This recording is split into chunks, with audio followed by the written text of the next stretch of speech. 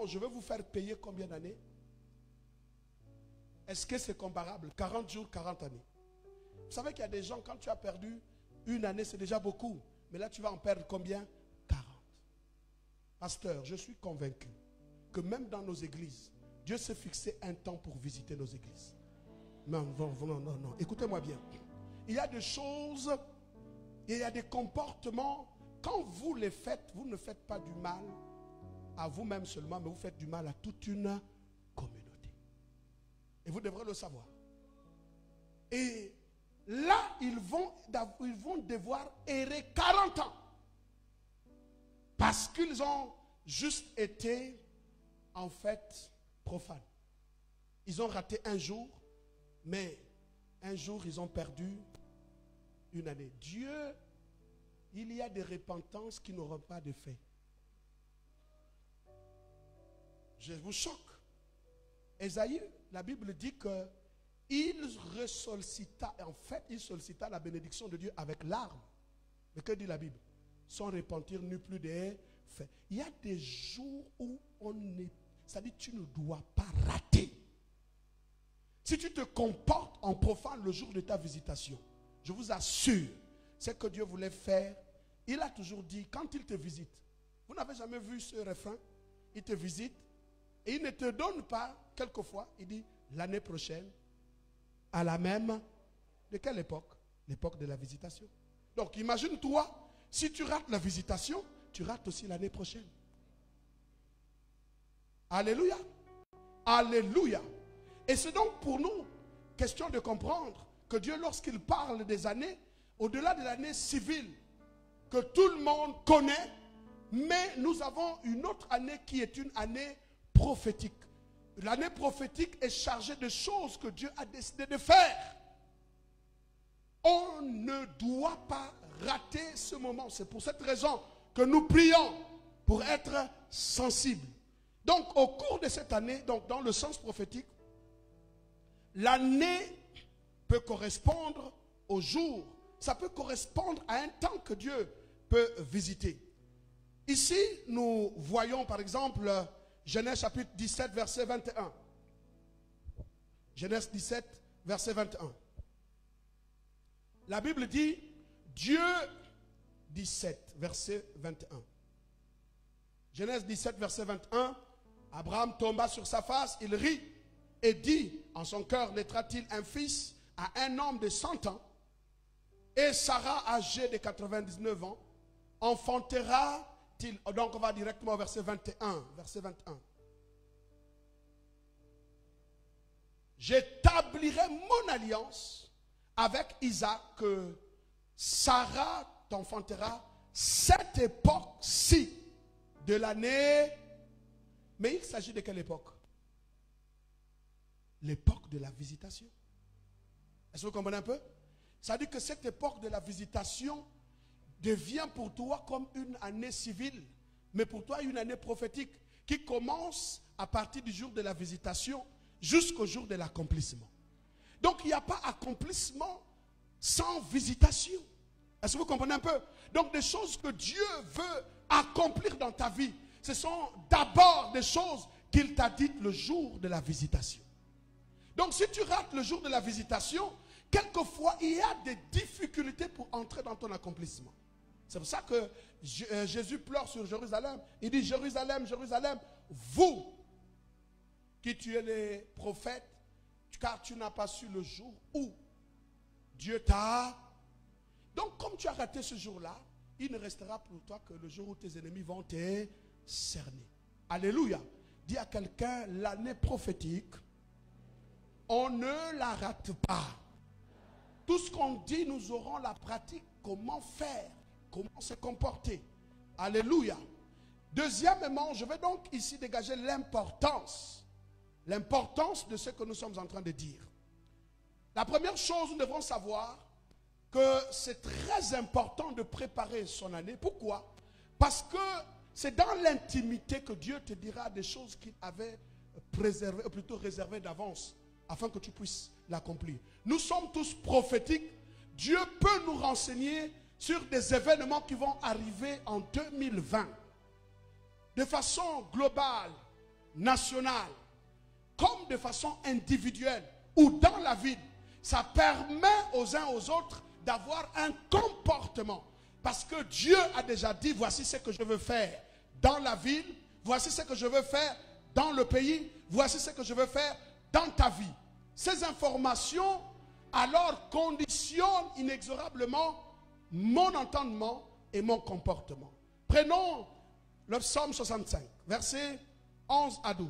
Le psaume 65, versets 11 à 12.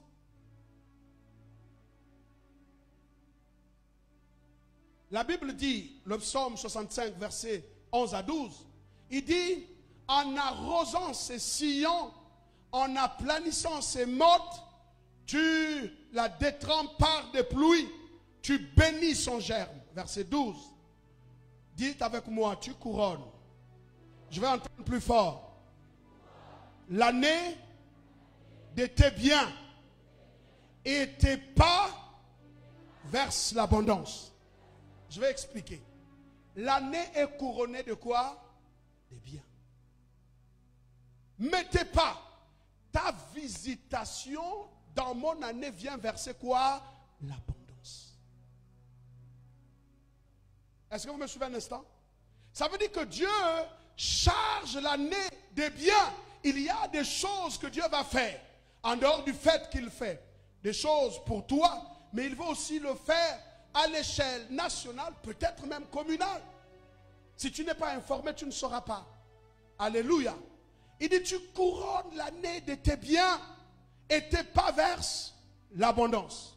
On peut même aller au verset 13. Verset 13, il dit, les plaines du désert sont abreuvées et les collines sont saintes d'allégresse. Alléluia.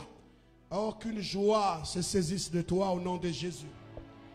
Deuxièmement, dans le cas de l'importance, parce que c'est aussi un signe des choses que Dieu veut enseigner, Dieu veut te montrer. Prenons directement Ésaïe 37, verset 30. Ésaïe 37, verset 30.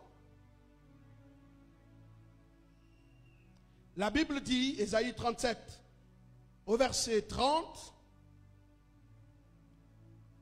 dans l'importance, bien sûr, on sait que la Bible dit, que ceci soit un signe pour toi.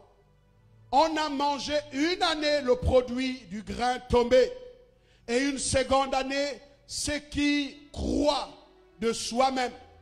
Vous savez, souvent quand on a fini l'année, nous ne nous asseyons pas pour observer tout ce que Dieu a fait pendant l'année. Parfois, ce que Dieu fait dans le pays, dans la ville, dans l'église et dans votre vie, c'est un signe, c'est un message de choses qu'il a envie de te faire comprendre dans la suite. Alléluia. Parfois, des événements qui viennent dans la famille, il faut interroger Dieu et dire, c'est quoi? Qu'est-ce que je vois? C'est quoi le signe de tout ce que je suis en train de voir? Quel est le message caché derrière? Et la Bible dit, alors une seconde année, c'est qui croit de soi-même.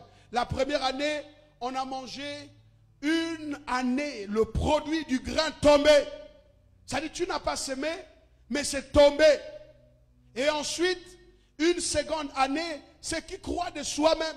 C'est-à-dire que tu n'as pas semé, mais la chose croit de soi-même. Et ensuite, la Bible dit, mais la troisième année, vous sèmerez, vous moissonnerez, vous planterez des vignes et vous en mangerez le fruit. Il y a des moments où tu te dis, mais qu'est-ce que je n'ai pas fait? Hein? J'ai semé, j'ai fait ceci, j'ai travaillé, j'ai été présent, mais je sens que je suis toujours limite. En fait, parfois il y a des années où Dieu est en train de t'enseigner pour te contenter de sa grâce. Mais la troisième année, c'est l'année où il dit, maintenant tu peux s'aimer. Quand tu vas s'aimer, tu récolteras au centuple. C'est souvent cette année aussi, tu dis, en tout cas, j'ai déjà trop fait quoi. Et je ne fais plus rien. Pourquoi? Parce qu'il nous manque l'intelligence. Je vais dire à quelqu'un, alors ne te lasse pas de faire du bien. Est-ce que quelqu'un m'a entendu? J'ai dit, ne te lasse pas de faire du bien. Pasteur, pasteur, révérend Cassien, quelquefois on passe des heures en train de recevoir les gens. Priez pour les gens. Quelle souffrance. Allez prier pour les gens. Vous cherchez à ce qu'ils se développent. Mais quand vous revenez, la surprise est totale. Quelquefois on vous apprend que non, mais voilà, mais ce gars-là, ça ne va pas. Celui-là, ça ne va pas. Tu dis, mais j'ai quand même fait toute une nuit en train de prier pour la personne. Qu'est-ce qui ne va pas? Tu pries pour la croissance de l'église. Tu pries pour la croissance spirituelle. Des choses, tu investis. Alléluia. Mais les choses ne sont pas très souvent celles que tu attends. Mais cette année, Dieu dit, hein, en fait, c'est le grain tombé. Donc les gens vivent des substances, mais qui dépendent directement de Dieu. C'est ce qu'on appelle la grâce. Alléluia. Il faut apprendre quelquefois à vivre un moment par la grâce et te contenter de cette grâce de Dieu. Maintenant, tu vois, parfois, j'ai vu des pasteurs qui n'ont pas compris beaucoup de choses et qui se sont lancés dans les affaires. Il y a un que j'ai voulu récupérer, mais il a glissé entre mes mains. Révérend, quand je vous vois, j'ai envie de vous ressembler. J'ai dit, très bien. Il dit, bon, je pense qu'un homme de Dieu aussi doit être riche. J'ai dit, c'est pas faux. Il dit, donc, je dois me lancer dans les affaires. J'ai dit, ne fais pas des affaires. Mais Dieu travaille et Dieu te visitera. Il dit, non, mais parce que moi, l'église, les gens ne sont pas reconnaissants. Mais je dis, toi, tu n'es pas devenu pasteur pour la reconnaissance des gens. Tu es devenu pasteur parce que tu as dit, le Seigneur m'appelle. Il est allé faire des affaires. Ça n'a même pas tardé. 2 mois après, toute l'église s'est vidée. Vous savez, on peut tout dire, la présence d'un pasteur dans une église est importante. Il y a souvent qu'on ne récolte pas forcément la reconnaissance des gens. Mais le jour où Dieu dit, maintenant je veux me souvenir de toi. Vous imaginez combien de temps Mardochée a été loyal vis-à-vis du roi. Mais il a encore resté watch, le concierge du palais. Et pourtant, il a quand même dit au roi, il y avait un complot, vérification faite. Le complot a été déjoué grâce à la loyauté de Mardochée. Des choses que Dieu ne veut pas te donner aujourd'hui parce qu'il sait l'année qui va être pour toi l'année de l'ouverture. Votre amen me dérange. Ah, pourquoi? Parce que tu vas voir comme s'il y a l'émergence des infidèles, l'émergence des déloyaux. Mais ce n'est que l'illusion. Leur émergence prépare ton émergence qui va être une émergence totale et finale. Alléluia. Ne combattez pas quelqu'un que vous sentez avancer. Laissez-le avancer. Les autres aussi ont dit, laissons-nous avancer. Alléluia. Mais Mardochée était concierge. Mais ce jour-là, il a dit, mais au fait, je n'arrive pas à dormir. L'ange est descendu dans le palais du roi. Il a ôté le sommeil du roi parce que Mardochée, concierge, continuait à dire à Dieu, souviens-toi de moi. L'ange du souvenir est descendu. Il a ôté le sommeil à Mardochée, et plutôt au roi. Et puis il se rend compte, vous pensez que c'est fait comme ça? Il dit, apportez-moi les chroniques. Là où on va ouvrir, c'est directement le chapitre. Dis à quelqu'un, c'est la nouvelle année de Mardochée. Ah, dis-le plus fort. On peut tous commencer l'année 2020. On a juste commencé l'année civile. Mais nous ne sommes pas tous entrés dans notre année prophétique. Ah, je vais dire à quelqu'un, à chacun son année prophétique.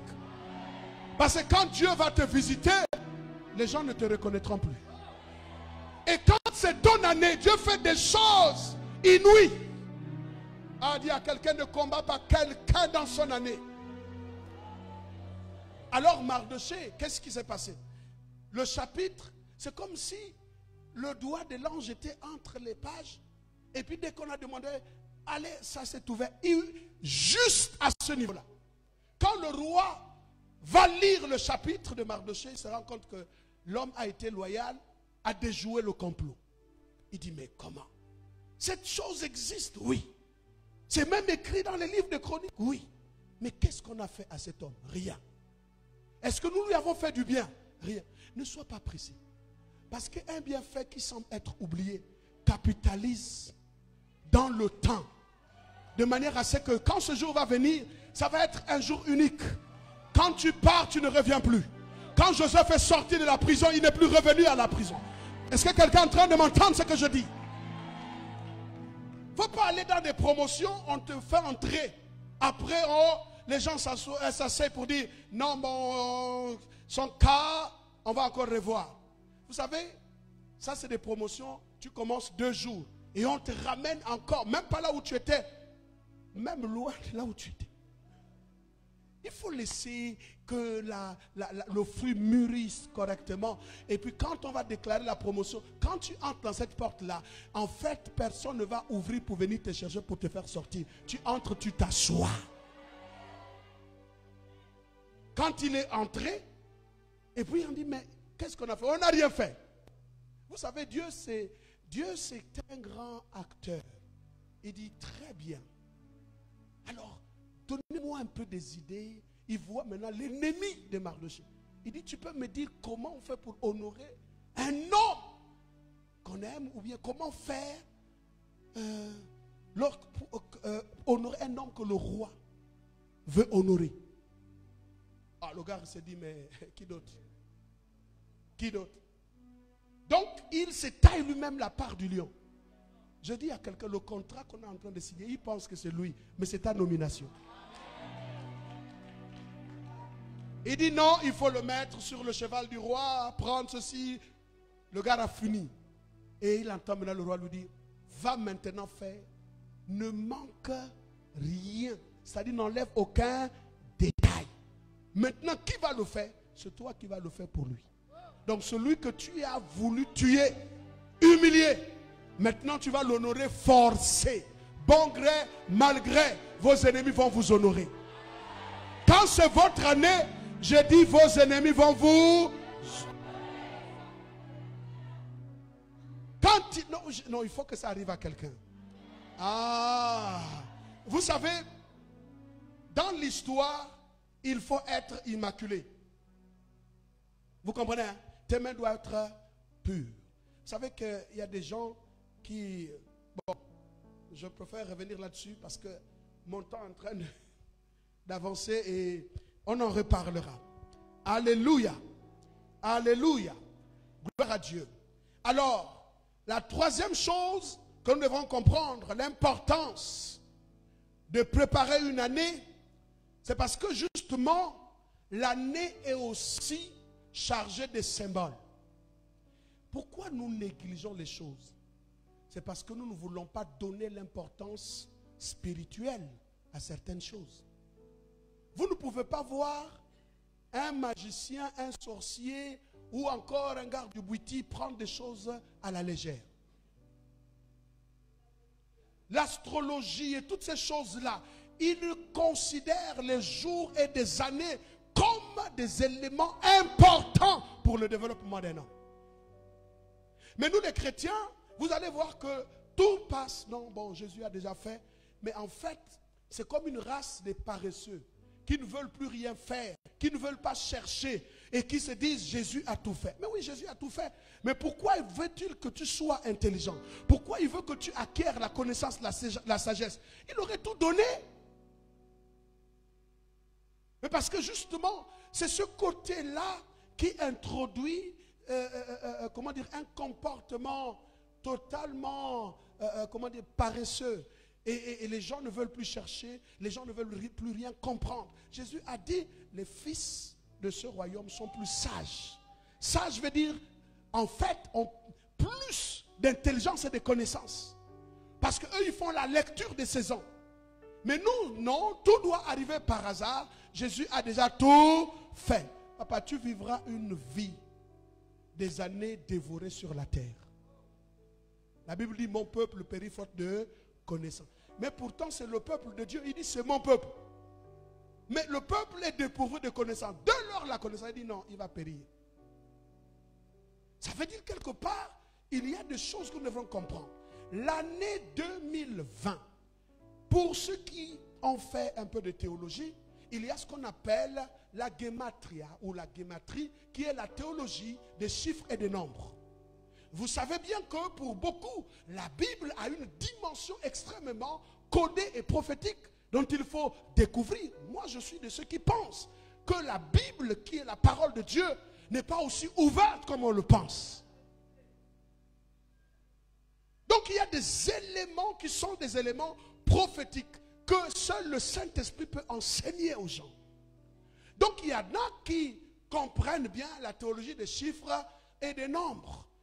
Et ce qu'il explique dans cette théologie, 2020, et ça, vous devrez le savoir, c'est le nombre de la dualité, de la lutte, ce qu'on appelle comment dirais-je, la lutte universelle.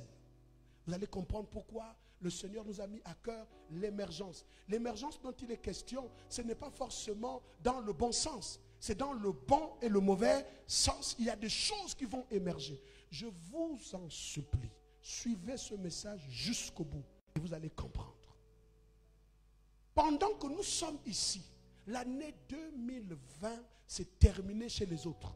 Ils ont déjà bouclé le programme d'activité. Satan a déjà bouclé. Il sait déjà ce qu'il a comme activité avec, comment dirais-je, ces éléments. Donc pendant que les satanistes préparent l'année 2020, nous sommes surpris de voir que l'Église est bien assise. C'est pour ça que nous n'avons pas des objectifs. Des objectifs doivent être, nous devrons le savoir, nous voulons avoir beaucoup plus de croissance, nous voulons avoir beaucoup plus de développement. On se fixe des objectifs à l'échelle individuelle, mais tout comme aussi à l'échelle ecclésiale. Mais cette ecclésialité dont nous voulons voir demain s'épanouir est d'avance combattue par le diable. Le diable ne fait pas des choses par hasard, non, qu'il dort et puis se réveille. Non, il planifie. Et dans la planification satanique, il a vérifié quelles sont les étoiles émergentes de l'année 2020. Le diable travaille d'avance. Les premiers qui ont observé l'étoile de Jésus, ce n'est pas dans le palais d'Hérode, encore moins, ce n'est pas dans la synagogue ou encore dans le temple de Jérusalem. Ceux qui ont observé l'étoile de Jésus, je peux vous le dire, à chaque fois, c'était les mages. Qui a vu le premier, l'étoile de Jacob, émerger? Mais c'est un devin, Balaam, qui a vu, je vois un astre. Même si tu ne vois pas, il y a des devins qui voient. Même si tu ne crois pas, il y a une organisation dans ton entreprise, dans ton quartier, qui sait que cette étoile, c'est cette année. Écoutez, je veux vous choquer. Vous pensez pourquoi, semble-t-il, Pharaon a organisé le génocide, comment dirais-je, de la première espèce de son temps? Parce qu'il savait, dans les livres et les chroniques, il était entouré par des magiciens, des sorciers. Il savait que c'était l'ère où le libérateur devrait émerger. Alors il fallait, par anticipation, créer un problème pour affaiblir le peuple d'Israël. Pourquoi Hérode a tué tous les enfants de 0 à 2 ans? Mais c'est parce qu'une étoile avait brillé. Est-ce que vous comprenez un peu? Ça veut dire qu'il y a des choses que l'Occident planifie au compte de l'Afrique avant même que les Africains ne se réveillent. Il a déjà fait. Il y a des devins qui sont venus à la fin de 2019 dans notre pays, dans cette ville, qui ont déjà fait des incantations et qui savent que les émergences de certaines étoiles qui pouvaient prêcher la vérité doivent être éteintes, et ils ont fait déjà des sacrifices en avance.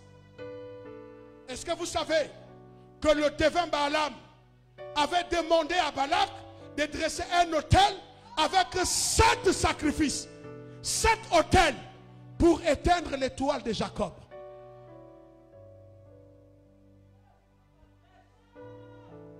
Il y a des gens qui ne dorment pas, qui savent. Parce que Hérode, qu'est-ce qu'il dit? Il dit que non, mais le roi des Juifs est né, non? Hein? C'est pas ce qu'on lui a dit? La première chose, panique. La Bible dit que tout Jérusalem. Et puis qu'est-ce qu'il fait? il a demandé à ses conseillers, il dit d'aller consulter quoi? Les chroniques. Pour dire, et c'est là que dans les livres, il se rend compte qu'il y a une prophétie que le roi devrait naître dans une terre, dans un petit village qu'on appelle Bethléem.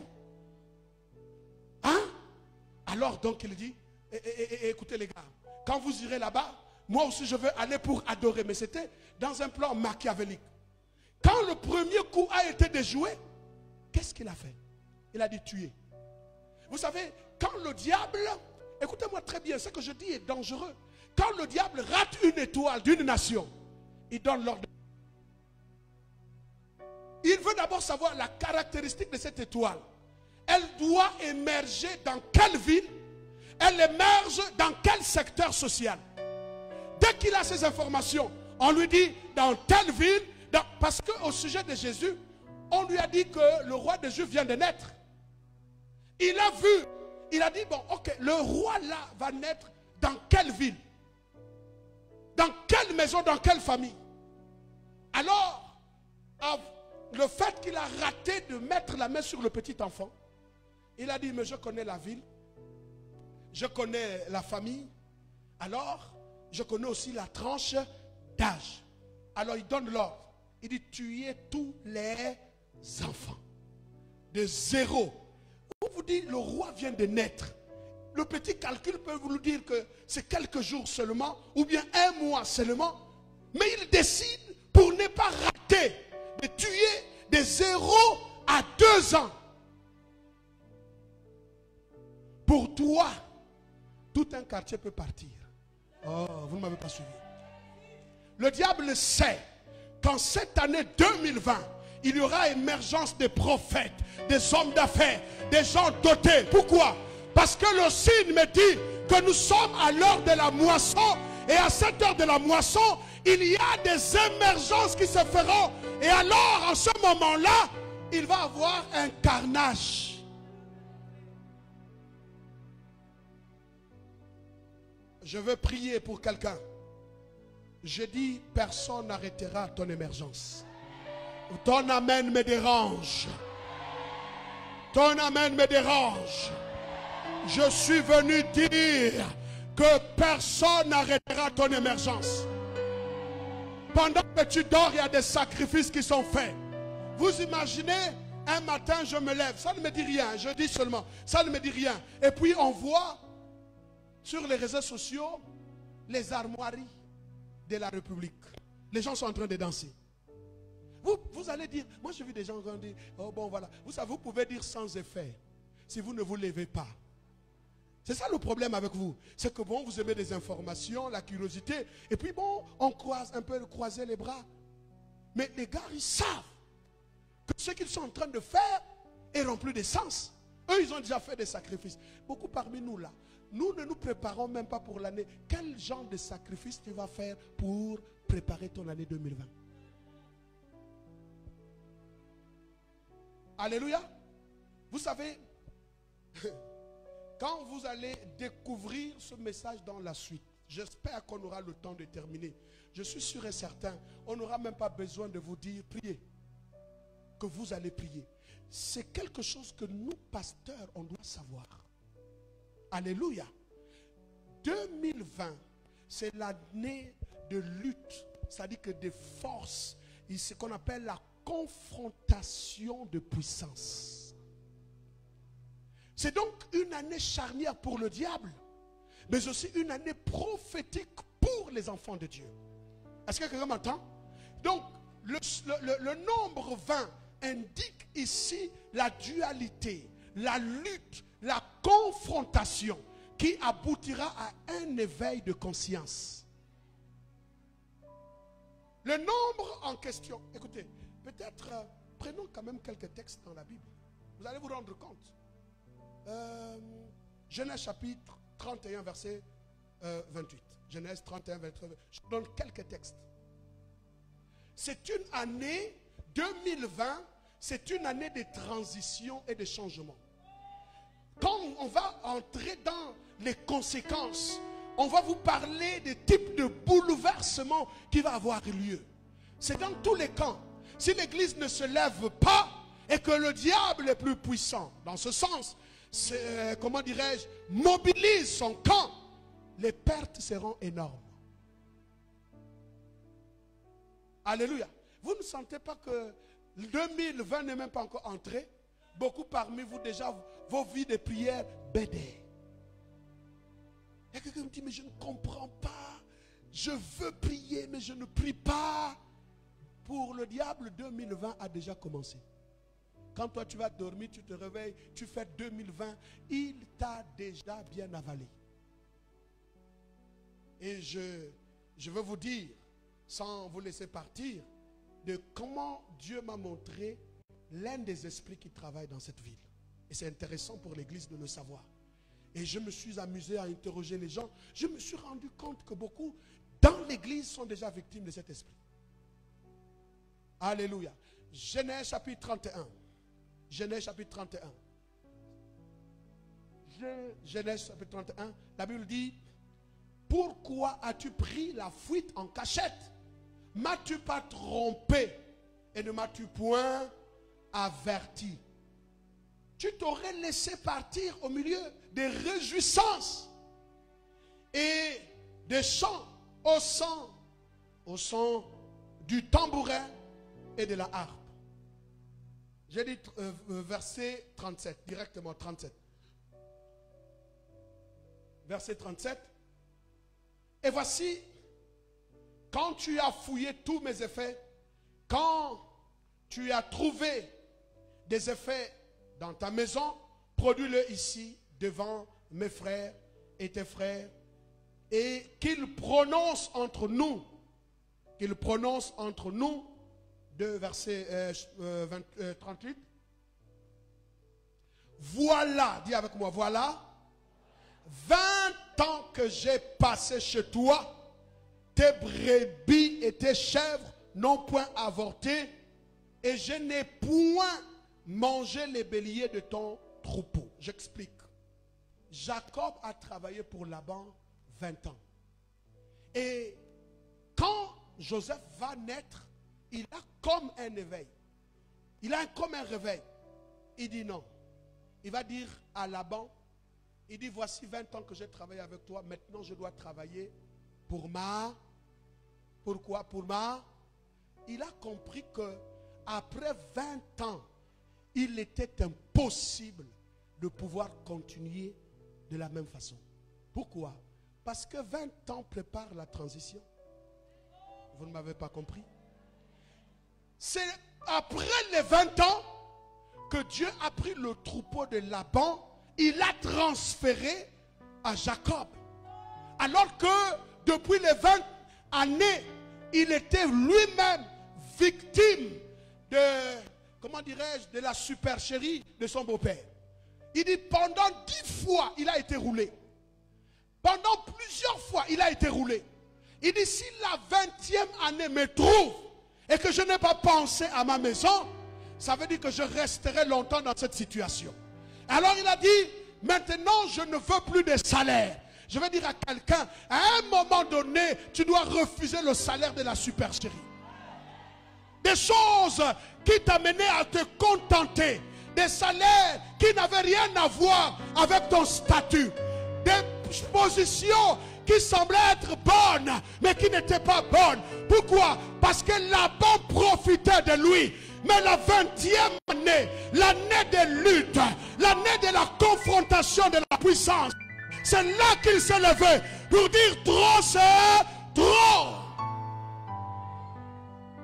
Beaucoup parmi vous, la transition viendra quand vous aurez eu une prise de conscience.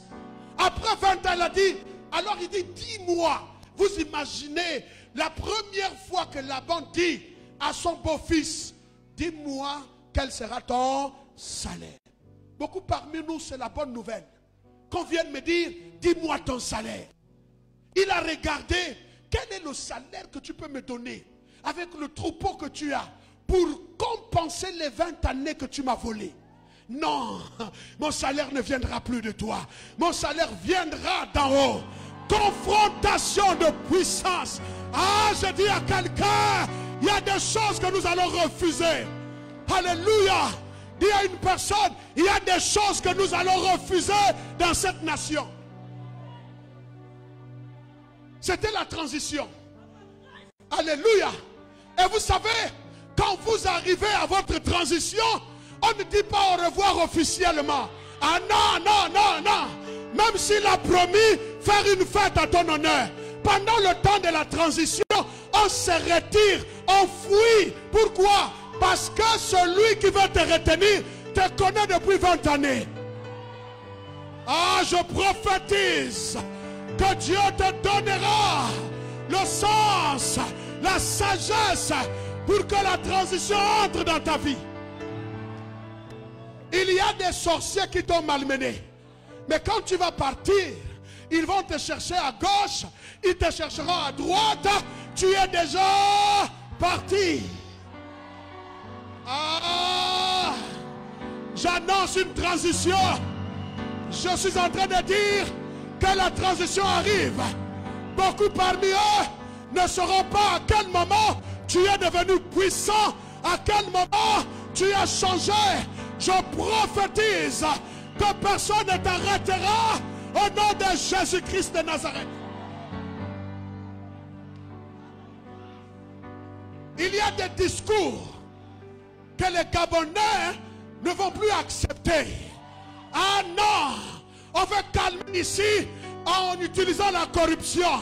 Dis-leur, 20 ans après, ce n'est plus possible. Ah, je vois quelqu'un, tu as probablement travaillé et les gens t'ont regardé comme moins que rien. Mais j'entends une voix, j'entends une voix, j'entends une voix. Dieu me dit, ton salaire viendra de lui. Oh, le secours me viendra de l'Éternel. Le secours me viendra de l'Éternel. Mon année est une année prophétique. Mon année est une année spirituelle. J'ai décidé de me lever. C'est le temps de travailler maintenant pour ma maison. Je dois travailler pour toi. Tu m'as tellement roulé. Je mets un terme à cela. Je refuse tes propositions. Combien de serviteurs ont été amadoués par des salaires? Je leur ai dit, mon salaire viendra d'en haut. Mon salaire viendra d'en haut. Même si nous sommes dans les larmes aujourd'hui, Dieu va nous récompenser. Il prendra toutes les années que j'ai perdues pour me récompenser. Ce qui t'a servi à être ce que tu es devenu aujourd'hui, le jour de la transition, ça me reviendra. Ça me reviendra. Est-ce que quelqu'un peut dire plus fort Alléluia?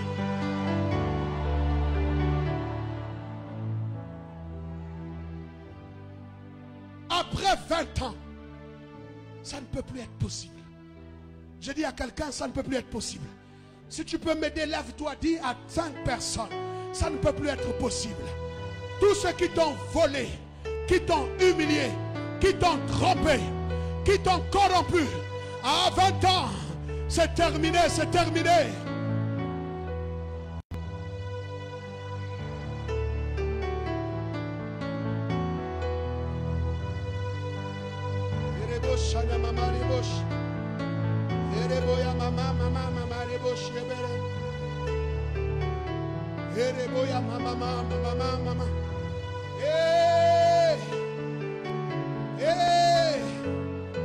Ah, c'est une année, inaugure la transition. Nous sommes dans la transition. Après quelques instants, la situation de quelqu'un va changer. Après quelques instants, l'esclave viendra le maître. Après quelques instants, après 20 ans, le salarié devient l'employeur. Ah, est-ce qu'il y a quelqu'un qui peut dire amen plus fort? Des choses sont en train de changer. Il y a un shift. Il y a un shift. Un bouleversement. Je suis venu dire au Gabon et au peuple gabonais, voici le temps du shift. La transition et le changement. Parce que Dieu parle, Dieu parle. Quelle que soit la puissance de celui qui peut dominer aujourd'hui, il y a quelque chose qui va changer. Après 20 ans, écoutez-moi bien, voici. Aïe, aïe, aïe. Ah, après 20 ans, alors que Jacob traversait le Jourdain avec un bâton. Alors, quand il a vaincu la corruption de Laban, il est revenu encore au Jourdain. Il dit, Jourdain, quand j'ai traversé, tu m'as vu, je n'avais qu'un seul bâton, mais je reviens pour te donner le témoignage d'une année prophétique contrôlée par Dieu. À peine je passais, je n'avais qu'un seul bâton. Maintenant je reviens devant toi, je forme deux camps. Le Jourdain a vu Jacob, il a dit respect, respect. Je suis en train de dire à quelqu'un, vos Jourdains reconnaîtront que Dieu est avec vous.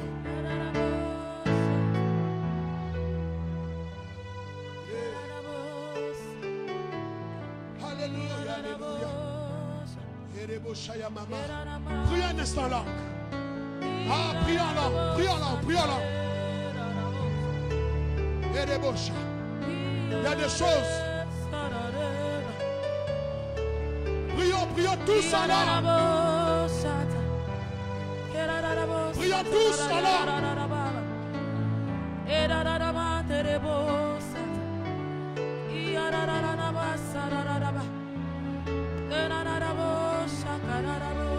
Prions langue, s'il vous plaît.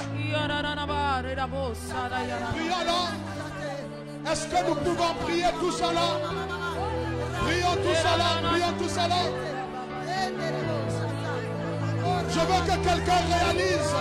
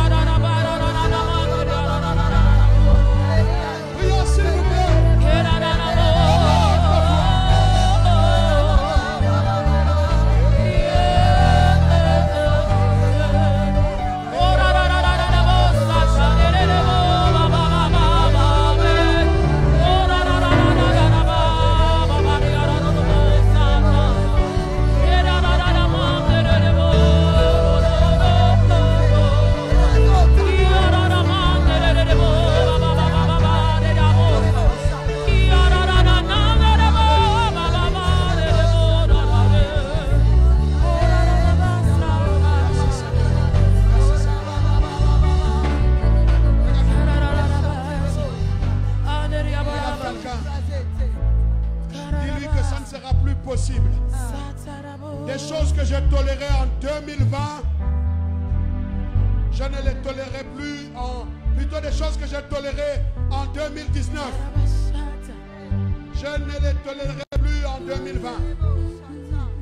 Homme de Dieu, 2020 va nous imposer une espèce de rigueur. Des choses que nous avons autorisées. Il y aura comme un mandat divin pour être capable de dire non, je ne les tolère plus. Ça va être ça. Nous allons paître le troupeau avec une telle rigueur. Parce que le temps est très important. Alléluia. Ouvrons Nombre chapitre 1, je vais terminer avec ça. S'il vous plaît, invitez les gens.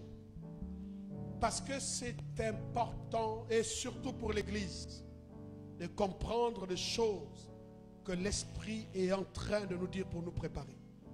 Alléluia. Nombre chapitre 3, verset 1. Nombre chapitre 3, verset 1. Je termine avec ça. Il faut que nous comprenions le sens symbolique et prophétique du nombre 20.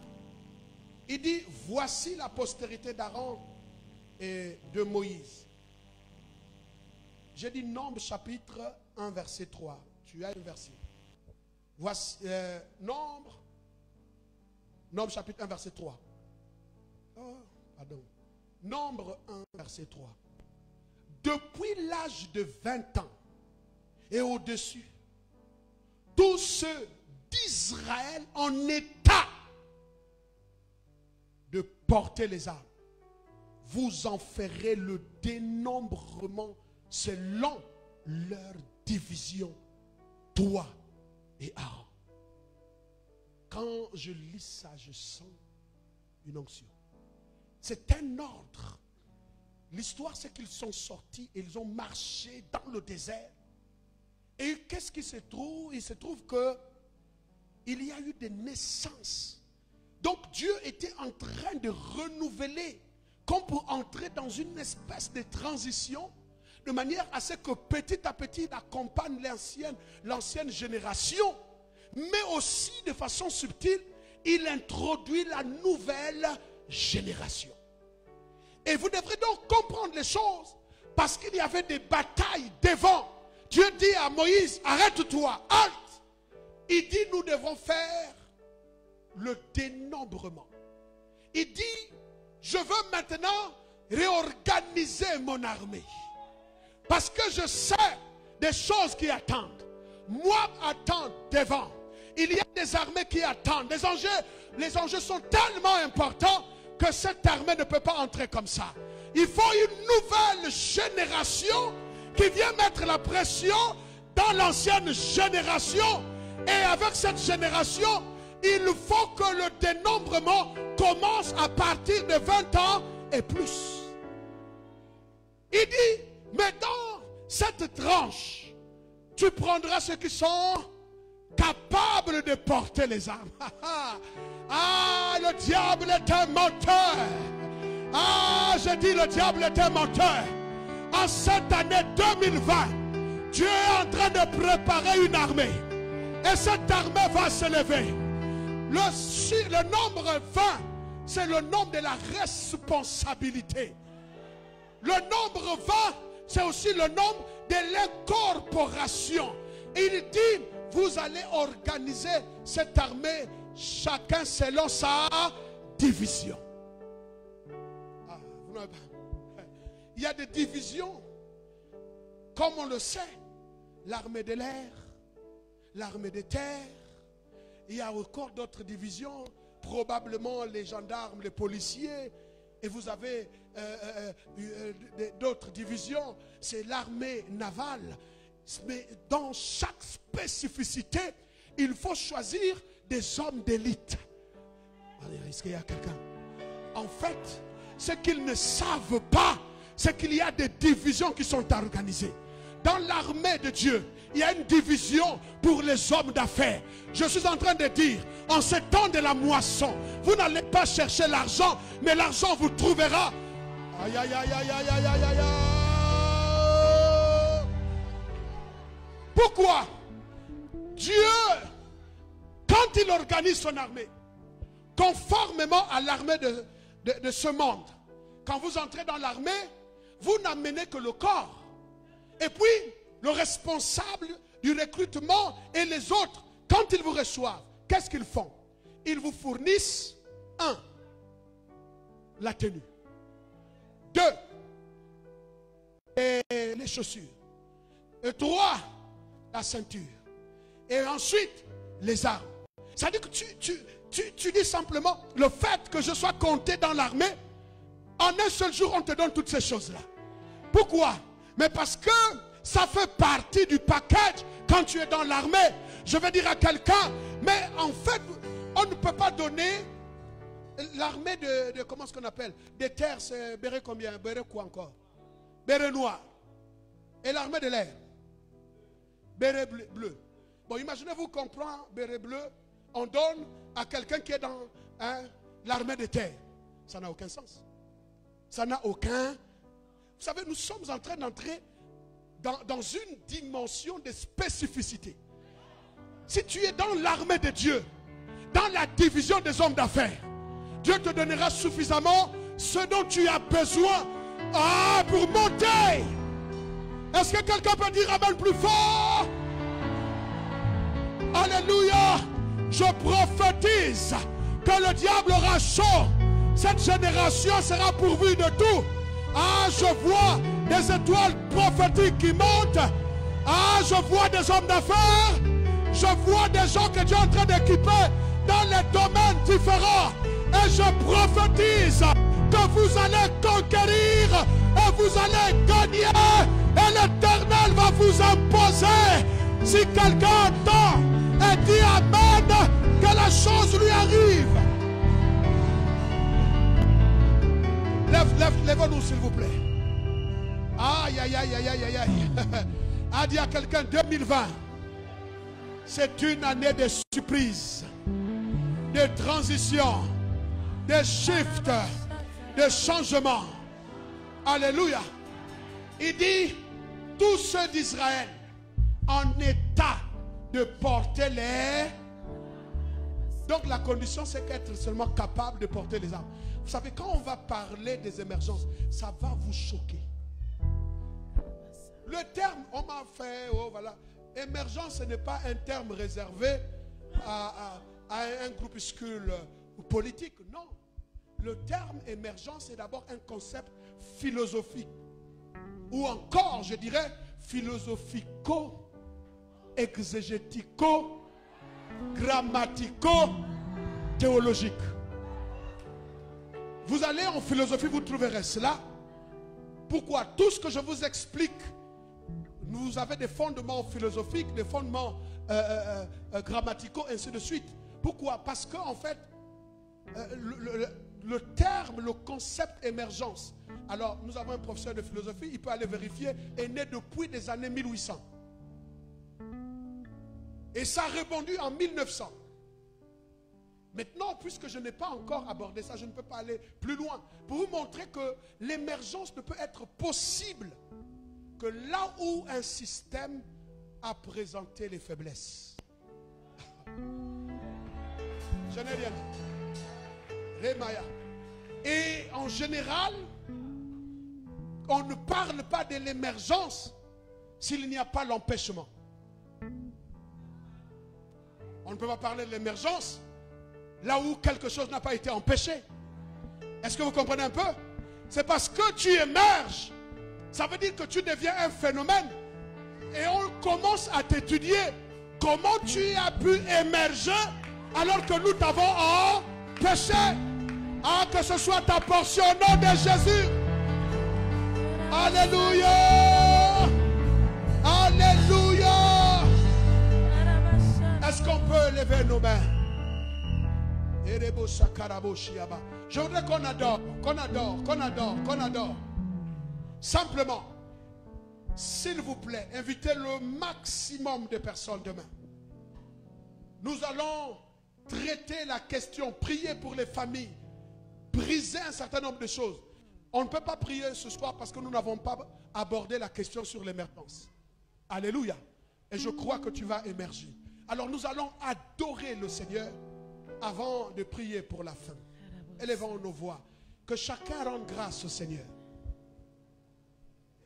J'ai compris que il y a des choses qui ne sont pas arrivées, mais qui vont émerger. Alléluia. Ah, l'émergence, généralement, vous prenez quelque chose, vous mettez dans l'eau et vous pensez que ça ne va pas émerger. Et puis quelques instants, vous voyez la chose sur la surface de l'eau. Et c'est ce qui va arriver à quelqu'un ce soir. Est-ce que quelqu'un peut lever sa voix? Dites avec moi, Père Céleste, ce que je n'ai pas, ce que j'ai autorisé en 2019, je refuse d'autoriser ces choses en 2020. Je lève ma voix et je déclare que mon année, c'est mon année. Que tous les dévoreurs des années soient brisés. Au nom de... Au nom de... Lève tes mains. Alléluia, alléluia.